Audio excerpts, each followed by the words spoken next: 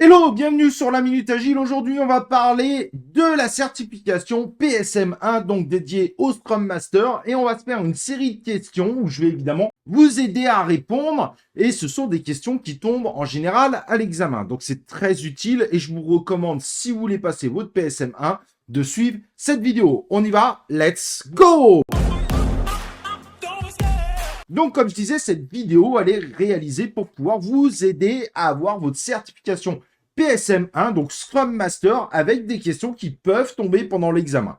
Le plus intéressant, c'est qu'on va aussi potentiellement s'assurer de nos connaissances. N'oublie pas au passage de t'abonner à la chaîne YouTube et d'activer les cloches de notification pour recevoir mes prochaines vidéos et mes prochains lives en notification. Alors, comment ça va se passer? Ce que je vais faire, c'est que je vais vous dérouler des questions et quand il va y avoir une première question, je vais vous la faire dérouler pendant 40 secondes. C'est le temps moyen normalement maximum pour répondre à une question. Bien que le temps que vous gagnerez pendant l'examen sur des questions, ce sera du temps gagné pour d'autres questions plus difficiles. Mais là, on va se baser sur 40 secondes. Et après les 40 secondes, à chaque fois, je vous donnerai la réponse et je vous expliquerai pourquoi cette réponse. Évidemment, l'examen ne se passera pas exactement comme ça, mais au moins, vous aurez des questions clés et ça vous donnera tout simplement des réponses gratuites, ce qui facilitera une très grosse partie de votre PSM1. On y va et je vous laisse avec les questions et je vous fais les explications.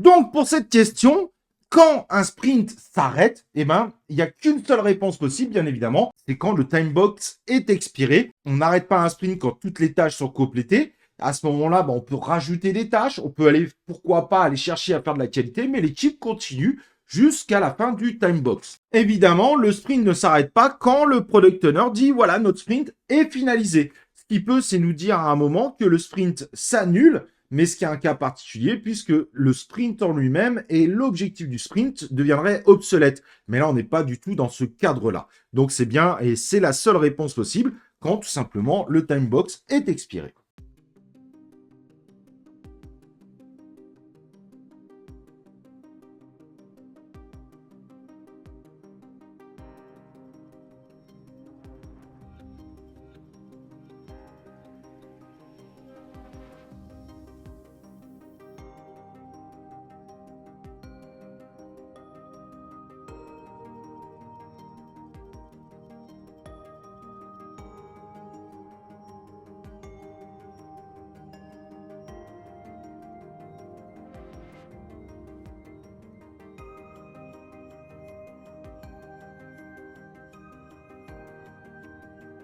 Alors, comme vous pouviez voir là, il fallait répondre les deux meilleures réponses. Et donc, le Scrum Master, pour rendre cette fameuse équipe la plus effective possible, eh ben, c'est de faciliter la prise de décision de nos amis développeurs et de supprimer donc les obstacles qui viennent entraver l'équipe Scrum. Évidemment, c'est pas à lui d'aller faire des choix dans le backlog, donc cette réponse n'est pas une bonne réponse. C'est même pas que c'est pas la meilleure, c'est juste pas une bonne réponse. Et c'est pas au Scrum Master de dire aux gens quand on doit commencer ou quand on doit terminer une réunion, une séance. Évidemment, ça n'a pas beaucoup de sens. Donc les deux seules bonnes réponses qui sont considérées donc comme les deux meilleures réponses, c'est la B et la C.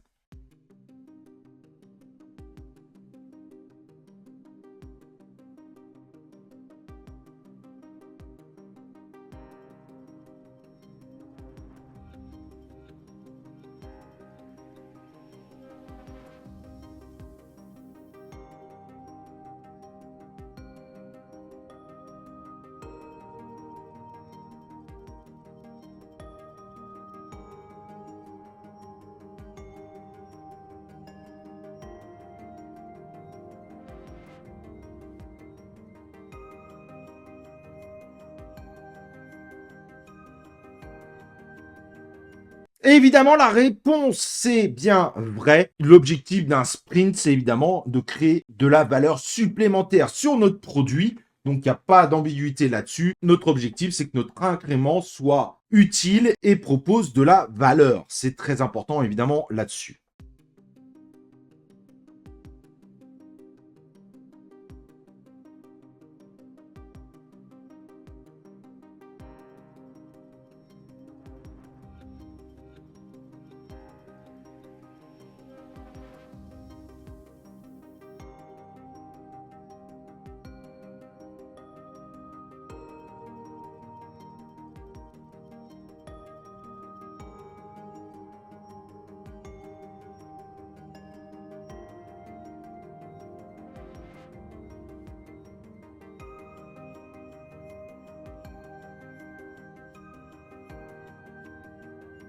Alors, dès qu'on parle de business, et ça c'est très important parce que vous aurez des questions dans ce sens évidemment pendant votre certification, à chaque fois qu'on parle business, en général, on parle évidemment du product owner. C'est lui qui gère toute cette partie, les objectifs business, les releases, etc., etc. C'est du ressort de notre ami product owner. Donc, à chaque fois que vous voyez business objective ou en tout cas le mot business, en général, la réponse tourne autour du product owner.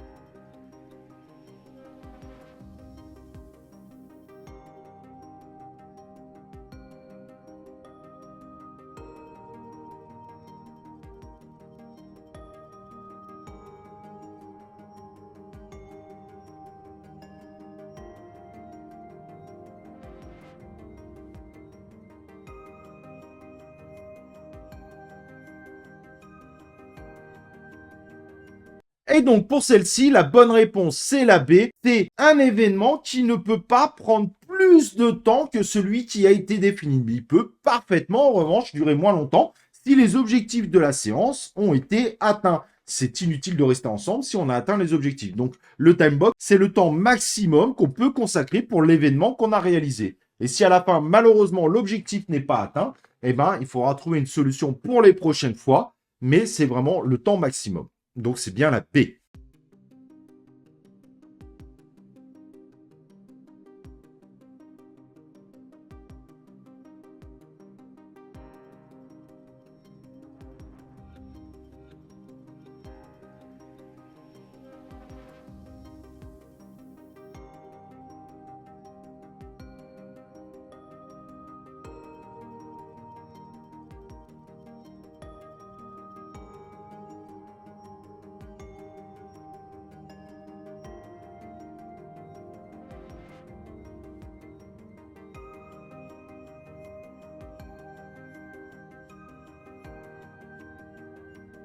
Alors, le rôle de management dans Scrum, c'est évidemment la C. C'est évidemment le product owner du côté de ce fameux produit, besoin, recueil du besoin, on va dire, peut-être stratégie business d'ailleurs. Et l'autre, le Scrum Master pour l'organisation et éventuellement améliorer cette organisation en suivant l'empirisme, en amenant cette équipe à être autogérée, à avoir une certaine intelligence sur la livraison du produit, mais également en bottom-up, donc en faisant monter l'information et pas l'inverse. Évidemment, identifier et retirer les gens qui ne travailleraient pas assez n'est pas vraiment spécialement une bonne réponse. Pourquoi c'est la meilleure réponse? Tout simplement parce qu'en Scrum, on considère qu'on est autogéré, que l'équipe s'autogère dans sa globalité. Et donc, ce n'est pas des points spécifiques. D'où le fait que la réponse C est évidemment la meilleure réponse de celle proposée.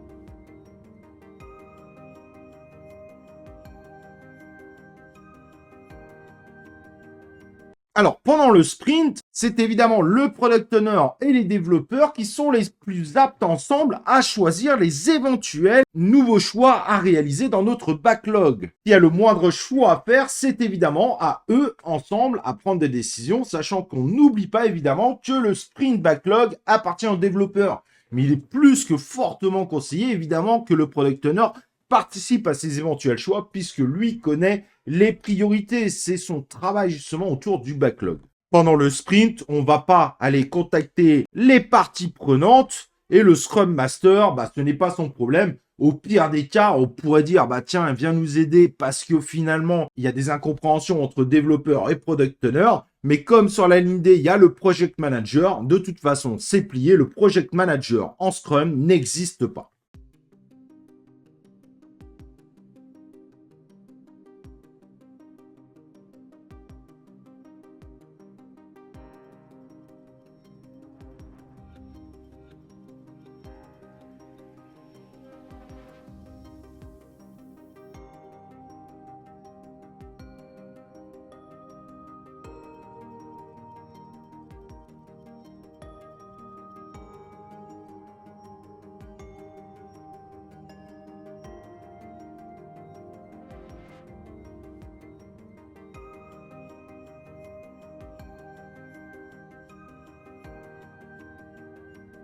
Et donc, pour cette question, c'est évidemment 8 heures pour un sprint qui dure un mois au maximum. Évidemment, si le sprint dure moins longtemps, en général, le temps est moins long. Mais c'est bien 8 heures maximum. Mais c'est donc bien 8 heures le time box d'une sprint planning. Je vous recommande d'ailleurs d'avoir une petite fiche pendant que vous passez votre examen avec tous les time box, celui de la sprint planning, sprint review, sprint rétrospective, daily et du sprint pour vous assurer de ne pas vous tromper. Surtout que entre sprint review et sprint rétrospective, le 3h, 4h, parfois avec un peu de stress, on peut confondre les deux. Au moins avec votre petite fiche à côté, vous êtes tranquille.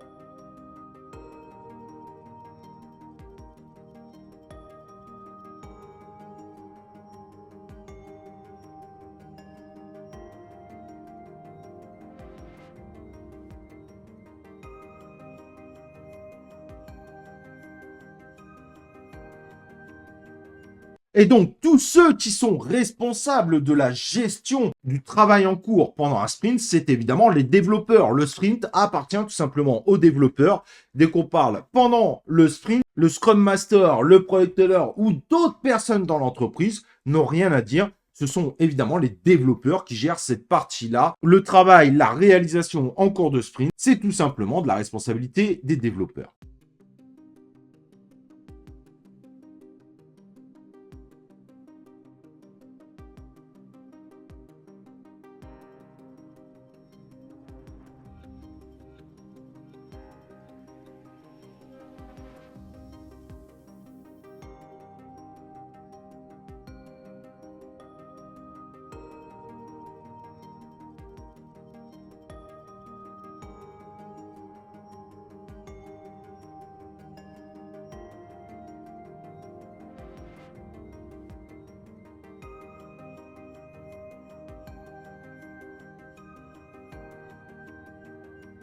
J'espère évidemment que vous avez bien répondu. Le project manager n'hésite pas. Et c'est bête, mais il y a toujours une question de ce type pendant votre certification. Ce sont évidemment les développeurs, le product owner et le scrum master qui constituent justement une équipe scrum. Il n'y a pas d'autre rôle existant, en rappelant au passage que les développeurs ne veulent pas dire les programmeurs, mais ceux qui réalisent, ce qui change énormément la donne. Rappelez-vous qu'un testeur, par exemple, serait lui aussi finalement un développeur. À présent, on va se refaire une petite liste de questions et j'espère évidemment que vous êtes prêts. Vous pouvez faire une pause évidemment et dès que la pause est faite, vous revenez sur la vidéo. On y va, on part sur les questions.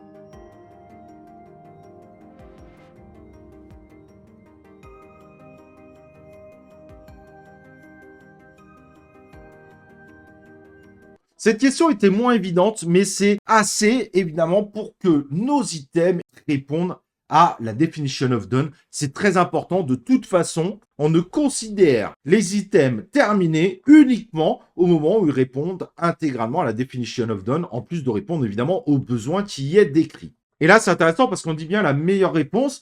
C'est pas qu'il faut pas analyser, il faut pas faire du design, que ce soit fonctionnel ou technique, ou de programmer, de tester, voire de documenter. Tout ça, c'est très bien, mais ce n'est pas suffisant. En réalité, le minimum qu'on s'impose en termes de qualité doit être inscrit dans la definition of done. Donc le D n'est pas forcément une mauvaise réponse en soi. Et la réponse C n'est pas pareil, forcément mauvaise, mais elle ne répond pas intégralement aux besoins, évidemment, beaucoup moins complète que la B.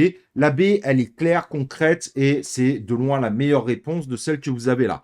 C'est pour ça que parfois, pendant les tests, il faudra réfléchir pour donner la meilleure réponse.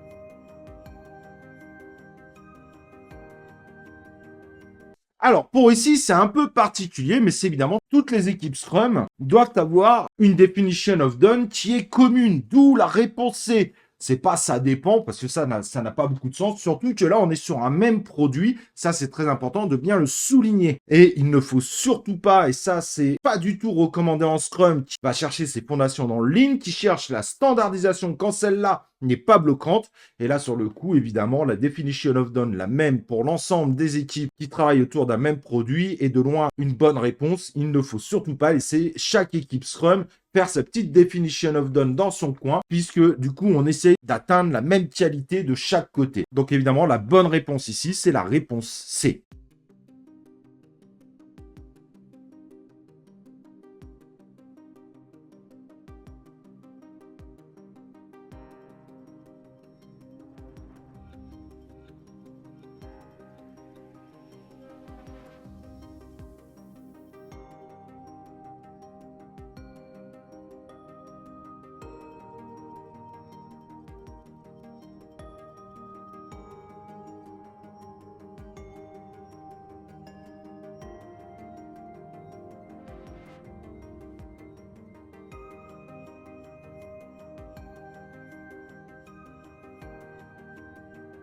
Vous m'avez déjà entendu vous expliquer, il n'y a pas de project manager en Scrum. C'est le Scrum Master, le Product Owner et les développeurs. Les autres n'existent pas, donc c'est évidemment faux.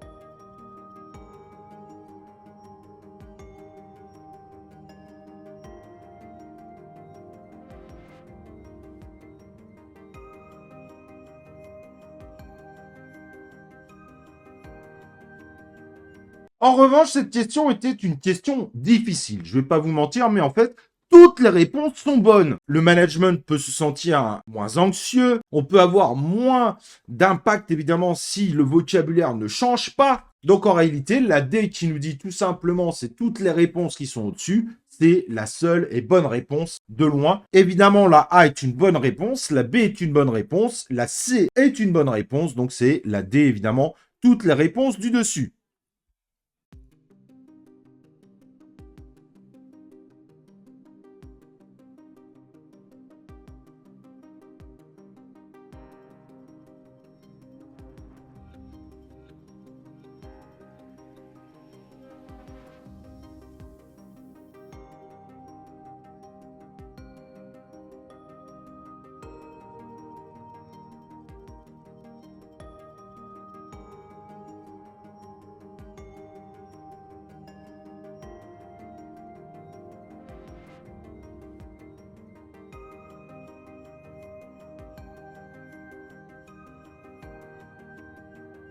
Alors, je l'ai un peu dit tout à l'heure dans une des réponses. Évidemment, un sprint peut être annulé de façon exceptionnelle quand l'objectif du sprint devient obsolète. Et c'est la seule possibilité. Si l'objectif de sprint semblait inatteignable, n'est pas de l'obsolescence, et donc ça n'amène pas à annuler notre sprint. La seule personne d'ailleurs au passage qui peut annuler ce sprint de façon très exceptionnelle, c'est le product owner.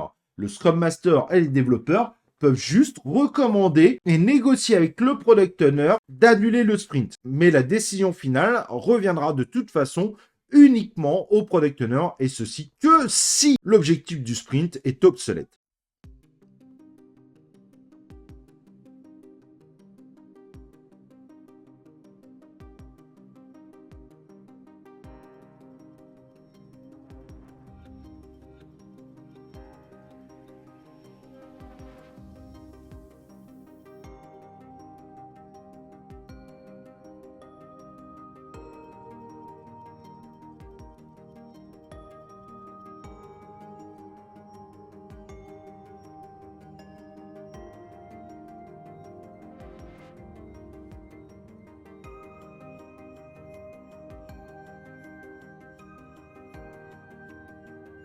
Question pas évidente pour ceux qui n'ont pas trop creusé, mais le Scrum a pour objectif d'être un cadre de travail pour créer des produits complexes ou pour travailler dans des environnements complexes. C'est la base même du Scrum qui est un cadre de travail justement fait pour pouvoir travailler correctement dans des environnements complexes, voire sur des produits complexes où on pourrait avoir beaucoup de changements finalement dans les besoins, dans les décisions, etc., etc. Ce n'est évidemment pas des recettes de cuisine pour définir les meilleures pratiques de développement logiciel. D'ailleurs, dans le dernier Scrum Guide, la partie développement logiciel a été plus ou moins effacée quasiment intégralement pour dire que le Scrum peut s'appliquer sur bien d'autres choses que le développement logiciel. Évidemment, la B n'a pas beaucoup de sens. Et la A, juste avec ce que j'ai dit juste avant, on comprendrait que la A ne peut pas être une bonne réponse. Donc, c'est bien la D.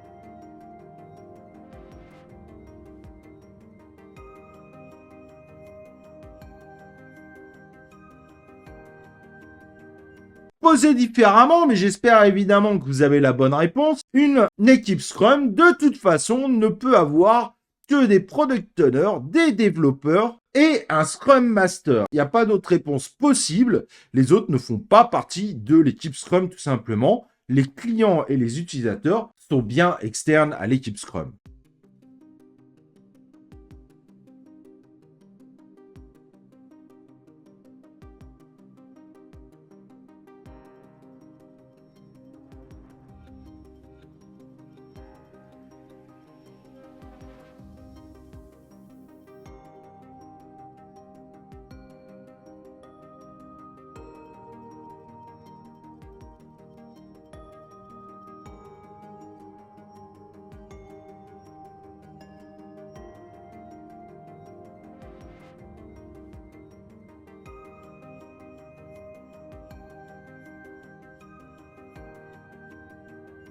Évidemment, le time box pour une daily scrum, c'est 15 minutes. Et donc, le temps maximum, c'est bien 15 minutes. Si vous avez fait votre petite fiche, normalement, avec l'ensemble des time box, vous avez répondu en 5 secondes à cette question.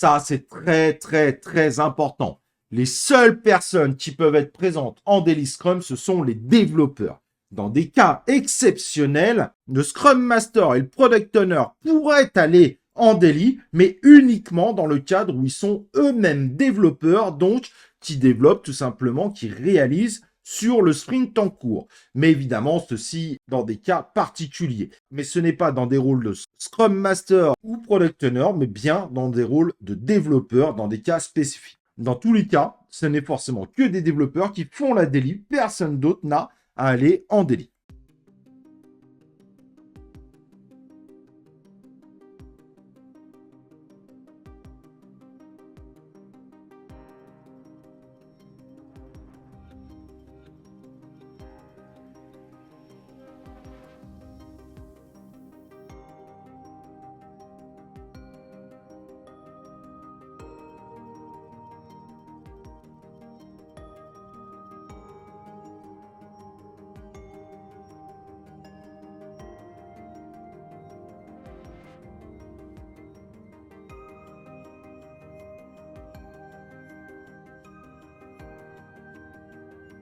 Alors, c'est pas parce que le CIO, le boss nous dit qu'il faut faire quelque chose qu'on doit rajouter l'item directement dans notre sprint et ajuster du coup notre sprint. Donc la réponse A est horrible et complètement anti-Scrum. L'équipe va informer les autres membres de l'équipe Scrum, Product Owner, pourquoi pas le Scrum Master, et l'ensemble de la team va décider potentiellement des choses à réaliser. Évidemment, c'est de loin la meilleure réponse. Peut-être que finalement, les développeurs vont rajouter un item dans le sprint courant et en retirer un de taille égale. Mais là, on est dans un cas général. C'est peut-être pas quelque chose de très important. Donc, c'est à l'équipe dans sa globalité de décider, de prendre la décision. Et pourquoi pas aussi de prendre la décision de rajouter l'item dans un prochain sprint si c'est pas finalement très urgent. Mais avant de prendre ce type de décision, eh ben, il faut que l'ensemble de l'équipe décide de ce qu'elle va faire. Et donc, c'est la B en réalité en meilleure réponse. Les autres réponses sont des réponses pour des cas spécifiques. Mais là, dans la question, le côté très important de l'item à rajouter, c'est très important au patron, au CIO, mais ça ne veut pas dire que ça l'est réellement. Donc, il y a une analyse évidemment nécessaire à faire. Voilà, j'espère évidemment que ce petit test aura aidé et t'aidera évidemment pour ta certification PSM 1, mais en gros, tu vois, tu as des questions très faciles, des questions un peu plus complexes où il faut réfléchir. N'hésite pas à le refaire plusieurs fois. Ce sont bien des questions qui peuvent tomber pendant l'examen. Donc, je te souhaite évidemment de bien réussir et grâce à cette petite séance qu'on s'est faite ensemble, j'imagine que ça va te donner des points supplémentaires, moins de stress pour passer ta certification et évidemment aller à la réussite. N'oublie pas de faire tes petites fiches. Pas des fiches complexes, des fiches avec des choses très simples, les timebox, qui participe à quelle séance, etc., etc. Et tu verras que cette certification est loin d'être difficile. Bonne certif à toi, n'oublie pas de liker cette vidéo avant de partir et nous on se retrouve évidemment pour une prochaine vidéo de la Minute Agile.